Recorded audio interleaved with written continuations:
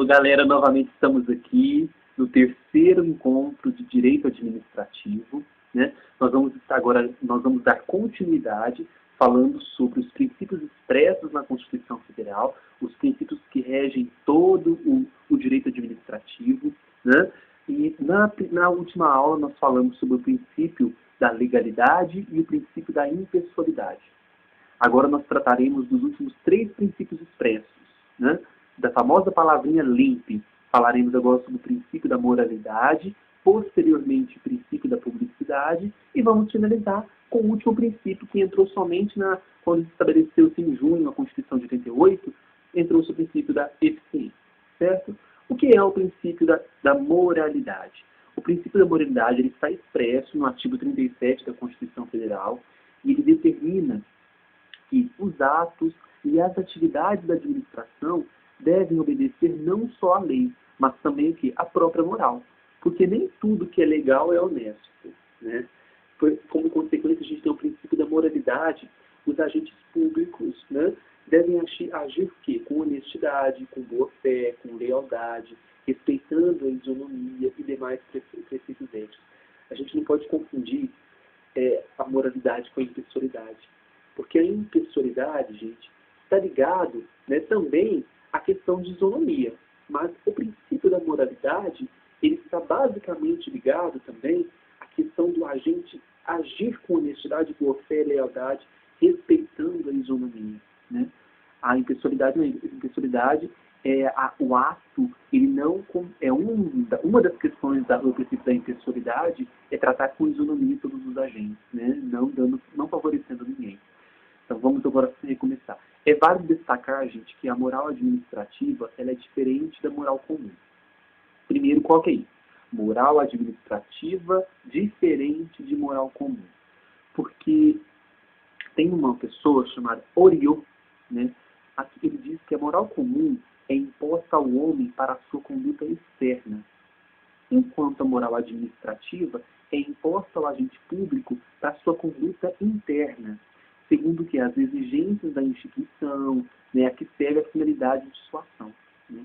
Em razão desse princípio, veda a administração pública qualquer comportamento, gente, que contraria os princípios da lealdade e da boa-fé.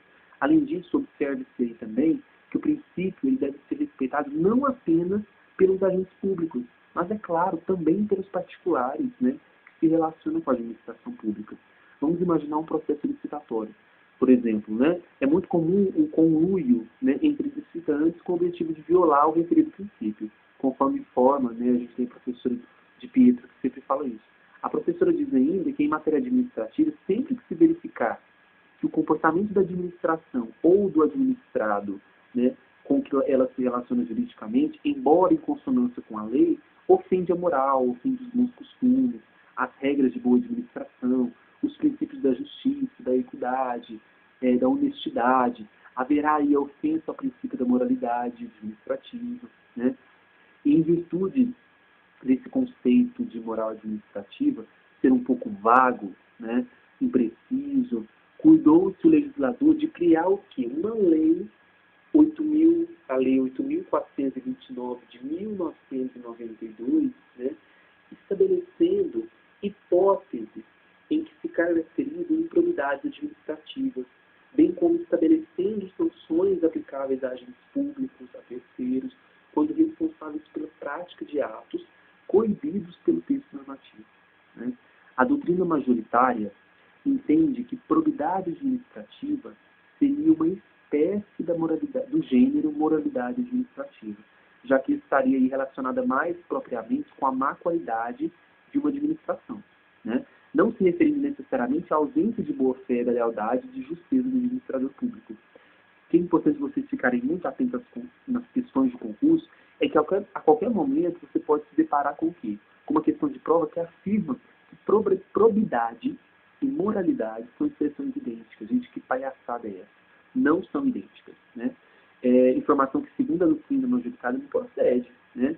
Entre os atos de improbidade administrativa, que foram coibidos pela Lei 8.429, estão o quê? Três formas de atos de improbidade administrativa. Aqueles que importam enriquecimento ilícito, né? os que causam prejuízos ao erário e os que atentam contra princípios da administração pública. Nós vamos ter um momento nas nossas aulas de direito administrativo, nós vamos tratar de cada um desses atos. Não cabe agora a gente falar sobre os atos que causam improbidade administrativa, que importa enriquecimento ilícito, ou os que causam prejuízo ao erário, ou até mesmo aqueles que contrariam princípios da administração pública. Nós não falaremos neste momento sobre isso detalhadamente, porque nós teremos uma aula que vai focar somente na Lei 8.429. Então vocês não precisam se preocupar. Nós teremos uma lei, um momento nos nossos encontros, que nós vamos tratar basicamente da Lei 8.429. Ok? Ainda é importante a gente resguardar, né, que a moralidade administrativa, a Constituição Federal, ela também contemplou em seu inciso, no seu artigo 5º, no seu inciso 73, o termo ação popular. A ação popular é regulada por uma lei, a Lei 4.717, né, que por meio dessa ação constitucional, qualquer cidadão ele pode deduzir, né, a pretensão de anular atos praticados pelo poder público e que sejam contaminados de imoralidade administrativa. É importante esclarecer ainda, gente, que na maioria das vezes, quando um ato praticado pela administração viola um princípio qualquer, como o da impessoalidade, da legalidade, publicidade, da eficiência, estará também violando, consequentemente, no segundo plano, o princípio da moralidade administrativa. Né? Então, assim, gente, esse princípio da moralidade é muito amplo. Né? Por isso mesmo que nós não vamos falar sobre a Lei 8.429 agora, nós falaremos em outro momento. Nós passaremos agora para a Lei 8.000, passaremos agora para o princípio da publicidade. Né? O que é o princípio da publicidade? O que ele traz para a gente aí? Né? A gente sabe que o princípio da publicidade, ele impõe à administração pública o quê? A obrigatoriedade de conceder a seus atos, a todos os atos da administração, a mais ampla divulgação possível, né, entre os administrados. Pois só assim estes poderão fiscalizar e controlar a legitimidade das condutas praticadas pelos agentes públicos. Né? A publicidade dos atos, programas, obras, serviços dos órgãos públicos deverão ter caráter o quê? Educativo, informativo ou de orientação social. Certo? E esse princípio da publicidade, gente, ele tem amparo lá no caput do artigo 37, né, da Constituição Federal de 88. Também tem amparo no inciso 33 do artigo 5º, onde fala da seguinte maneira: todos têm direito a receber dos órgãos públicos informações de seu interesse particular ou de interesse coletivo ou geral, que serão prestadas no prazo da lei, sob pena de responsabilidade, ressalvada daquelas cujo sigilo seja imprescindível à segurança da sociedade e do Estado. Né? Então, isso que diz o artigo 33 sobre publicidade. Como a gente pode constatar na leitura desse inciso, que nem toda informação de interesse particular ou de interesse coletivo ou geral serão disponibilizadas aos interessados. Por quê? Há algumas informações que são sigilosas, né? Que colocam em risco o Estado, coloca risco a segurança da sociedade do Estado. Essas informações não, elas serão sigilosas. Né? Vamos supor que você tenha formulado uma petição administrativa destinada ao ministro do Estado de Defesa e que nessa petição você solicitou algumas informações, como quantos tanques de guerra tem na atividade no Brasil, qual que é o número efetivo de homens da Marinha, do Exército, da Aeronáutica, o endereço dos locais onde ficam guardados os equipamentos bélicos das Forças Armadas.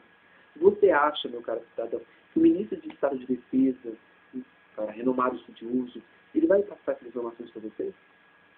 Mas, claro que não, é óbvio que não, gente. Essas informações, cabradões, elas são imprescindíveis à segurança da sociedade. Imagina o que pode acontecer ao nosso país se Cuba descobre, né, que o nosso país tem lá 20 mil tanques. Né? Vamos supor que os buchados descobrem, tadinho. Né? Então, gente, tem informação, gente, que são sigilosas. Né? No mesmo sentido, a gente tem o inciso 9 do artigo 93 da Constituição, onde estabelece que todos os julgamentos dos órgãos do Poder Judiciário serão públicos. Entretanto, pode a lei também limitar a presença em determinados atos, né? As próprias partes ou dos advogados somente a esses. Nos casos nos quais a preservação do direito à intimidade do interessado no sigilo não prejudica o quê? O interesse público à informação.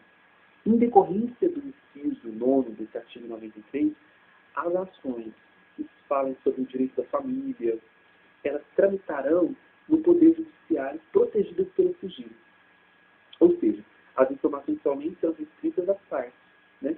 Quando eu falo sobre ações que versem sobre o direito da família, inclui divórcio, separação judicial, alimentos, investigação de paternidade, outras também. Então, essas são somente interessadas às partes, são sigilosas. Tá? Além disso, no caso concreto, né, quando o juiz vislumbrar a existência de interesse público, poderá determinar o segredo de justiça em determinado processo judicial. Né? Então, se aquele caso concreto, exigir que seja sigiloso, o juiz pode pedir isso, tá? Ao Poder Judiciário. A divulgação oficial dos atos que são praticados pela administração, ela ocorre, em regra, mediante publicação no Diário Oficial. Em regra, no Diário Oficial. Isso em relação à União, aos Estados e também ao Distrito Federal. Agora, em relação aos municípios, pode ser que algum não possua um órgão oficial de publicação dos seus atos. Claro, tem município lá de 10 mil habitantes, vai ter um diário oficial? Não vai, né? Então, nesse caso, a divulgação ela pode ocorrer o quê? Mediante a fixação do ato na sede do órgão ou entidade que o tenha produzido. Ok? Caso, por exemplo, o ato seja de titularidade do Poder Executivo, poderá ser afixado no quadro de avisos localizados no saguão da Prefeitura. Né? Caso o ato tenha sido editado pelo Poder Legislativo, poderá ser afixado no saguão da Câmara dos Vereadores ou em quadro de avisos, a fim de que todos os interessados possam ter acesso a consultá-lo quando necessário. Né? Agora tem uma perguntinha muito interessante. O que pode ser feito quando o indivíduo ele solicita informações perante órgãos ou entidades públicas e essas informações são negadas, ou sequer o pedido é respondido? Vamos analisar algumas situações. Se as informações requeridas são referentes à pessoa do requerente, né, ou seja, informações particulares, e forem negadas pela administração, eu posso impetrar o quê? Uma habeas data, né, perante o Poder Judiciário. Então, se essas informações são referentes à minha pessoa, são particulares, eu posso impetrar um habeas data. Agora, se as informações forem requeridas são de interesse pessoal do requerente, mas referentes a terceiros, né, e forem negadas pela administração, será impossível impetrar um mandado de segurança perante o Poder Judiciário. Então, vamos lá. Informações pessoais que são negadas, HD, habeas data. Informações de terceiros, eu impetro um MS, mandado de segurança. Agora, caso a requerida expedição, caso tenha sido requerida a expedição de uma certidão de contagem de tempo de serviço perante o INSS, relativa à pessoa do requerente ou entidade administrativa, e, né, vamos supor que a entidade administrativa ela tenha recusado a fornecer essa certidão, a ação constitucional cabível não será mais habeas data, será o quê? Mandado de segurança. Porque, nesse caso, violou-se o direito líquido e certo, né, a certidão, e não o direito de informação. Tá? Então, gente, é importante a gente salientar também que, para algumas questões de concursos públicos, é importante a gente destacar que a publicação do ato administrativo em órgão oficial de imprensa não é condição de sua validade, mas sim de condição a eficácia e moralidade. Somente a partir da publicação, né, é claro, é que o ato começa a produzir seus efeitos, mesmo que há muito tempo já tenha sido editado. Não adianta nada, meus caros mortais, que o ato tenha sido editado há muito tempo, mas ele não foi publicado. Ele tem que ser publicado para gerar seus efeitos. Né? Tem alguns atos administrativos, por exemplo, os atos internos, eles podem ser divulgados em boletins internos, existentes no interior de vários órgãos ou entidades administrativas. Por outro lado, os atos externos devem ser publicados em diário oficial, exceto se a lei estabeleceu dessa forma. Tá? Isso é muito importante porque o CESP ele costuma sempre colocar isso. Tá? Então, nós falamos aí, gente, sobre o princípio da moralidade, o princípio da publicidade. Né? Então, nós já falamos na aula anterior sobre legalidade, falamos sobre impessoalidade, falamos sobre moralidade nessa aula, falamos sobre publicidade e desenho. Agora nós vamos encerrar essa aula falando sobre o princípio da eficiência.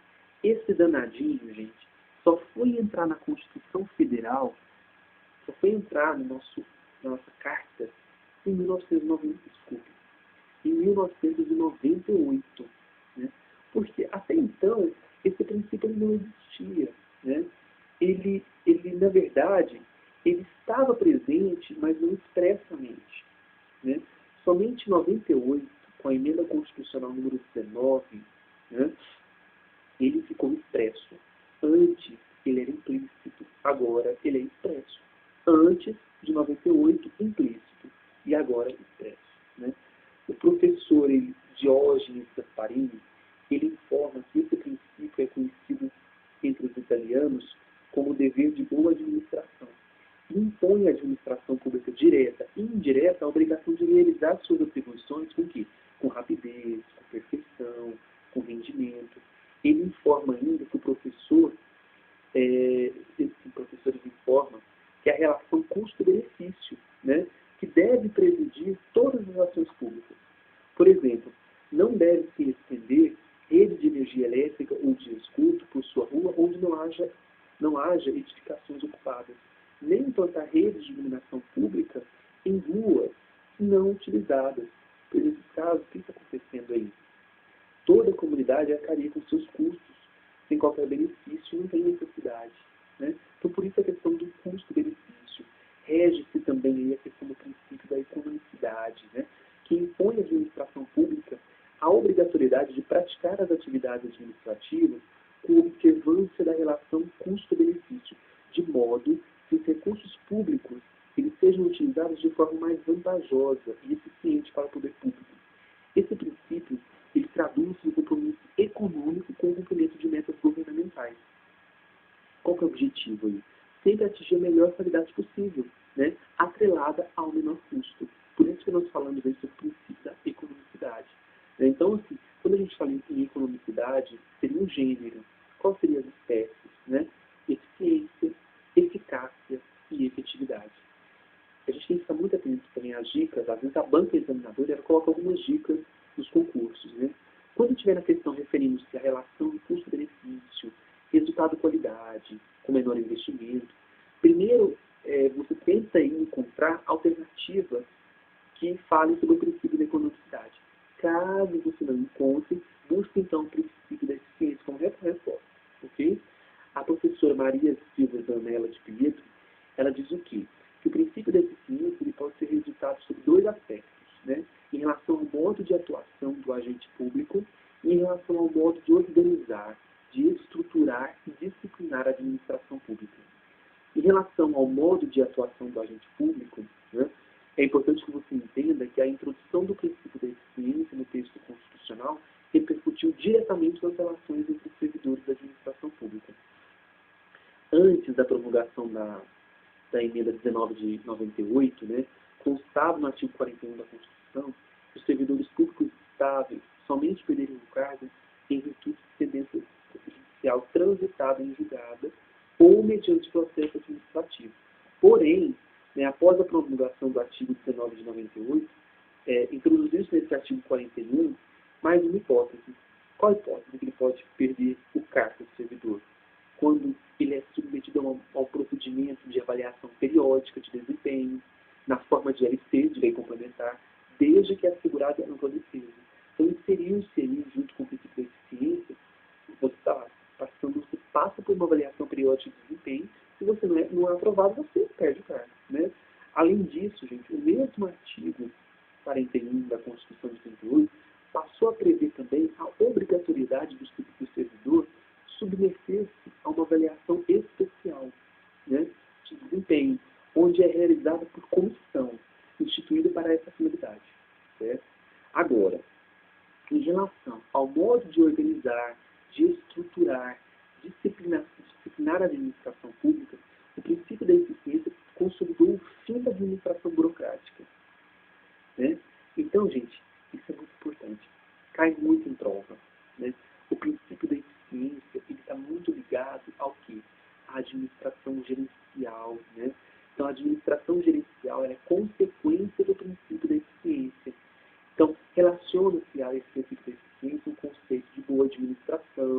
né, de flexibilização, de controle finalístico, de contrato de gestão, de qualidade, de cidadão-cliente, voltando-se para as necessidades da sociedade, enfatizando mais os resultados que os próprios meios.